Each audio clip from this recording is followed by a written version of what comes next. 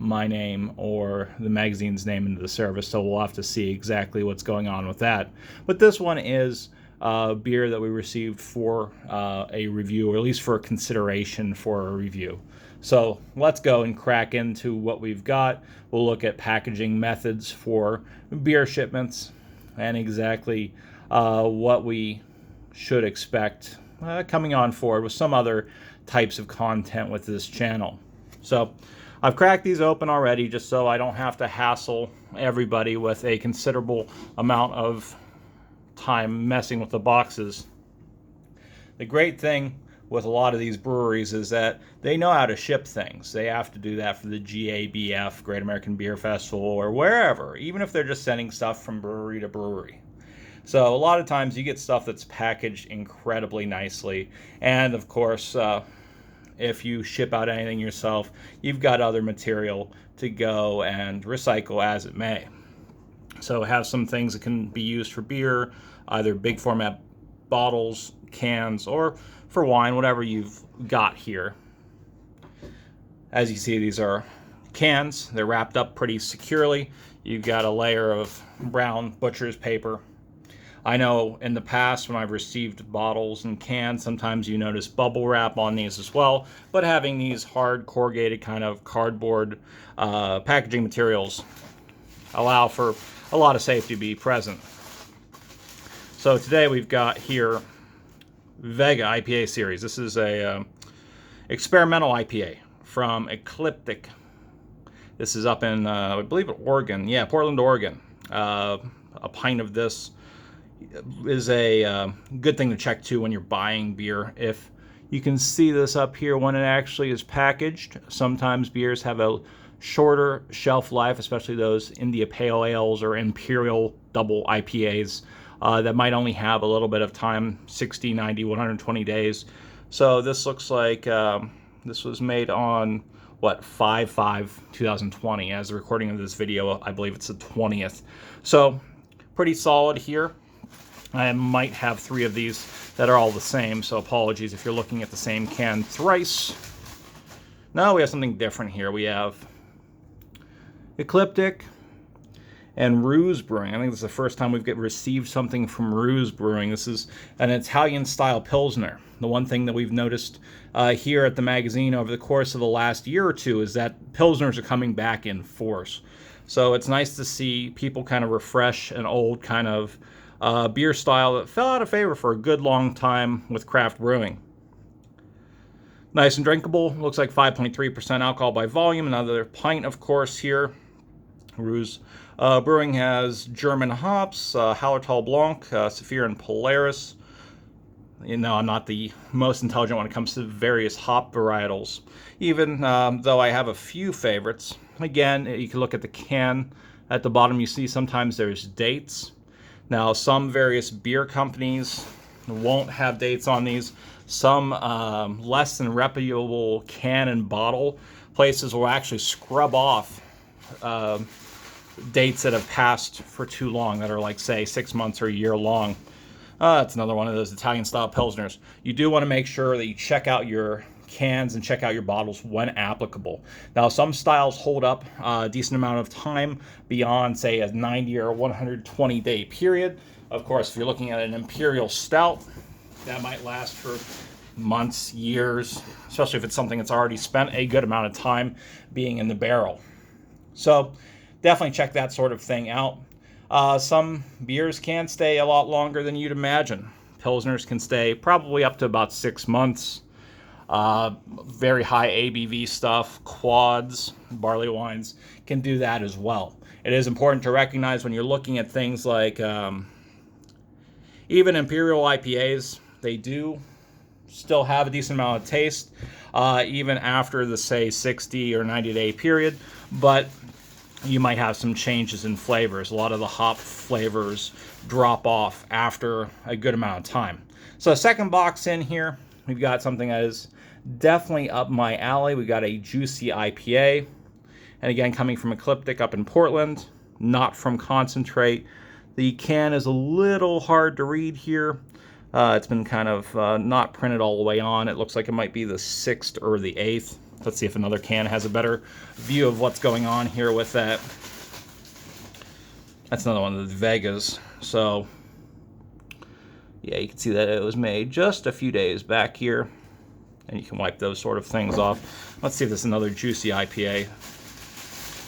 Yeah, this is. Okay, the label is kind of folded on here. Yeah, this looks like this was made, if we could see this, in clear enough fashion, about the 5th on the 8th. So May 8th or so. Anyways, when you're doing stuff like beer reviews and you've actually gotten some cachet, I'd recommend if you're starting something out to do a few paid-for beer reviews where you actually go to your local beer store and check things out, review things yourself, and then when you find somebody, find a press contact to go forth and ideally contact them, show them what you do. So yeah, we got hi there, hope you're doing well in these wild new times. We got 3 new beer releases for you to try and hope they bring some deliciousness to your day. So that sort of thing you can look at. Sometimes they'll provide little tasting notes, information about how the processes went on, the sort of breweries that they work with. Now, it's during this period where things have been a little bit rough for a lot of independent places. Breweries are part of that. So you can imagine that a issue, some sort of public health crisis might ultimately impact your chances should you try to do something like a beer review podcast, you do a beer review magazine, you do anything like that. But that's why services like this are available. This is the third thing. The actual place here that I reviewed was Beerdrop. I paid for this out of my own money. This is not sponsored in any way. I ended up looking through this at the beginning of May on the 4th. I had a few days to lock in my order until about the 12th. I had the order confirmed on the 16th, and I received the beer on the 20th. So a very quick turnaround here. Now, there was one hiccup with regards to my order. There was a triple that was out of stock. I was emailed by one of the customer service reps at the company, and they upgraded me to a higher price triple, which I was fine with. They didn't try to get me into a cheaper bracket. They didn't try to get me into something I didn't ultimately want. Now, I was out $48.19 on this. I had a $10 off coupon.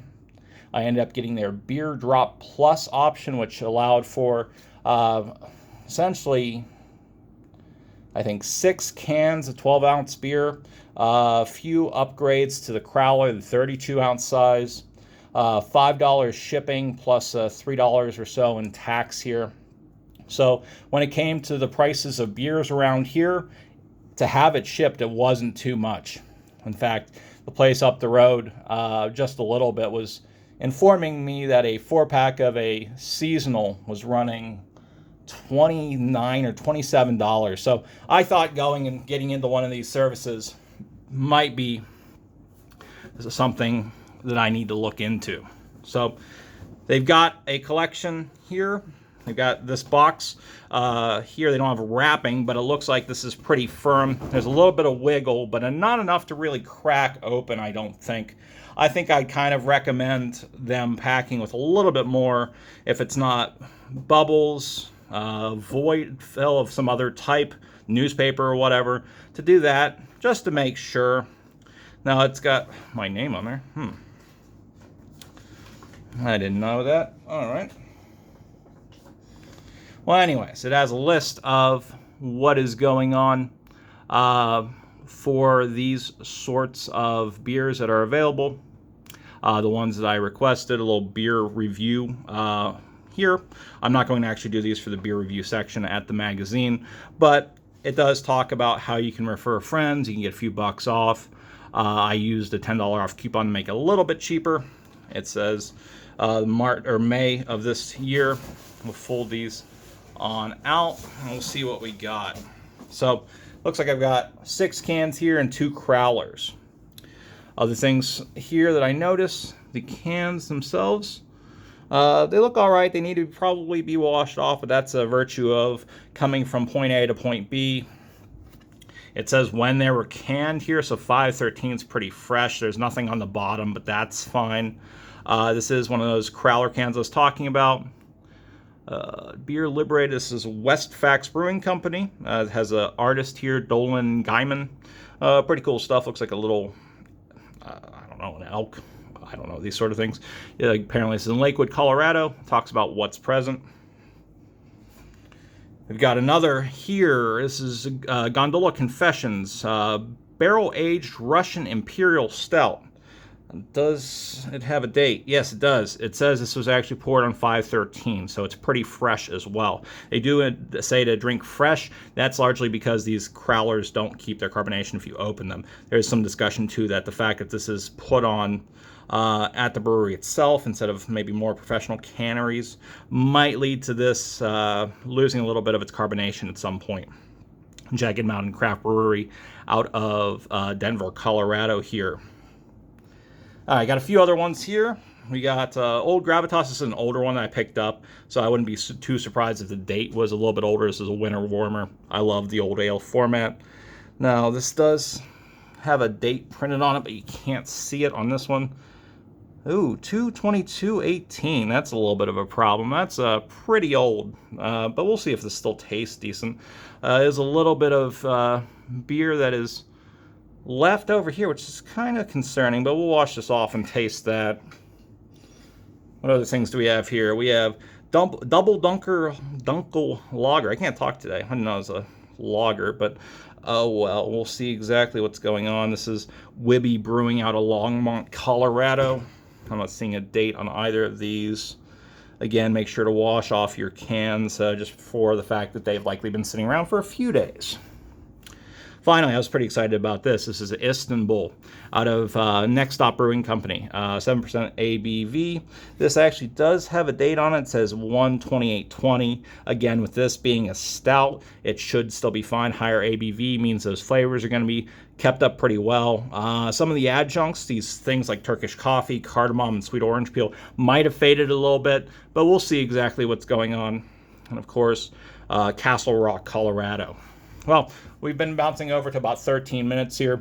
I'm going to conclude this. We'll have more discussions about beer reviews, about the business of running a magazine, all these sorts of things here in the near future. Thanks.